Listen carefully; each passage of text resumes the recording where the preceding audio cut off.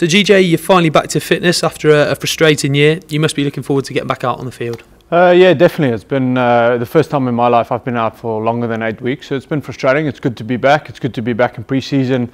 It's very delightful to see the amount of hard work all the other boys have made it, so that makes it a lot easier. What processes did you have to go through to get back to full fitness? It's a lengthy process.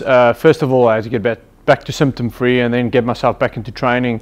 So there's enough clear protocol throughout this whole thing, which I just had to follow.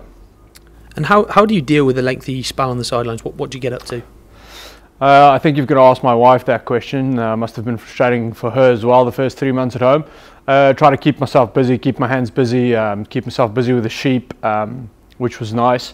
But then once you're back into the swing of things, you might not be out on the pitch, but there's a lot of other stuff I could have concentrated on to work on in terms of rehab. You mentioned the sheep there. Tell us a little bit more about that. Yeah, sheeps are going great. I've got about 70 in total now. Lambs will be up for sale, the half a lamb, probably by end of September. How did you stay involved with the squad as one of the senior players last season?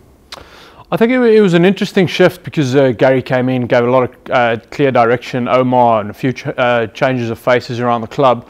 So from my point of view, it was nice to have a backward seat in the room and just to observe the way they want things, the way they do things. And then be there for younger players off the pitch, be there as much as you possibly can. And there's been a bit of a culture shift in the last few months. Tell us a little bit about that. Yeah, it's not a massive culture change. It's more of a clarity in terms of direction where we're heading. We're a much smaller squad, so it's much easier to keep everybody happy.